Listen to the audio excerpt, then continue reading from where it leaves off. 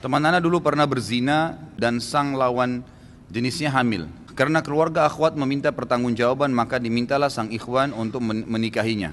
Keduanya telah bertaubat dan mereka bingung apakah pernikahan mereka sah secara syar'i. Memang ada pendapat, ya, sebagian mazhab mengatakan sah saja pernikahan itu. Sah saja pernikahan itu, dan ini dipegangi oleh beberapa ulama fikih. Kalau tidak salah disebutkan ini adalah madhab ya Imam Malik dan Imam ya Syafi'i yang mengatakan kalau sudah nikah dan itu memang pemilik sperma, sah saja nikahnya.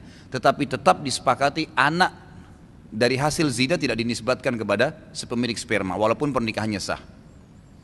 Tangkap ini ya.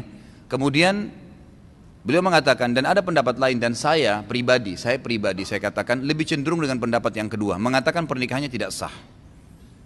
Karena Nabi SAW melarang wanita yang hamil dinikahi dalam banyak hadis yang sahih, dan juga ya, melarang didirikan hukum had kepada wanita yang sedang hamil. Memang itu ada hukum dalam syariat kita, gitu kan?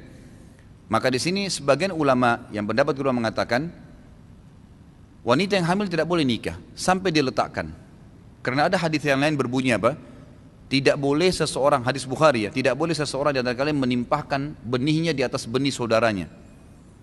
Kalau sudah terlanjur perempuan itu punya ya, hamil, maka enggak boleh laki-laki lain datang menikahi kemudian meletakkan benih baru. Tahukah antum apa hikmahnya masa iddah? Masa iddah itu selama 3 bulan, gitu kan? Itu masa pembersihan rahim.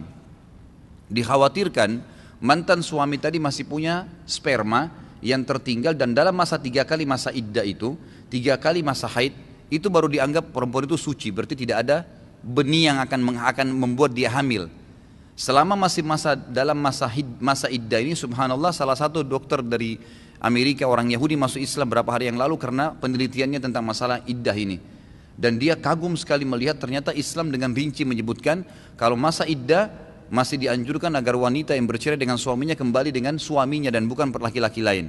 Kalaupun mau nikah dengan laki-laki lain, maka dianjurkan setelah masa iddah agar tidak bercampur sperma itu. Larangan tercampurnya sperma, baik sperma itu masih dalam bentuk sperma kental atau dalam bentuk janin, gitu kan? Maka pendapat kedua mengatakan tidak boleh, karena ini perempuan sudah ada janinnya, ada sperma saudaranya di situ. Makanya dibiarkan dulu tuh lahir, suci setelah masa nifas, baru nikah. Maka saran pendapat kedua ini adalah nikah kembali, taubat nikah kembali. Anda boleh pilih salah satunya yang mana Anda merasa lebih tenang, tapi saya bilang kalau saya pribadi lebih cenderung dengan pendapat yang kedua.